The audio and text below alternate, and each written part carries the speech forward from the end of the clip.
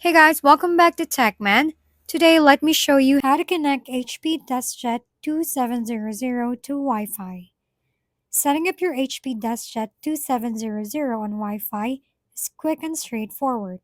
Start by preparing your printer, load paper, ink cartridges, and power it on. Place it close to your computer and within range of your router.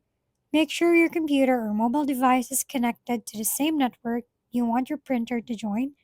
To connect, you can use HP Smart app for a step-by-step guide or simply press the WPS button if your router supports it. Another option is Wi-Fi Direct, which works well if you're an on-guest network or if Wi-Fi isn't available. During setup, you may be asked for a printer pin.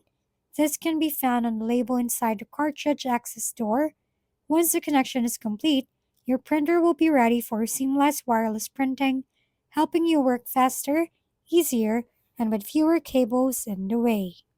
If we've been helpful, kindly give us a thumbs up and don't forget to hit the subscribe and bell button for more contents. For any questions and suggestions, comment down below.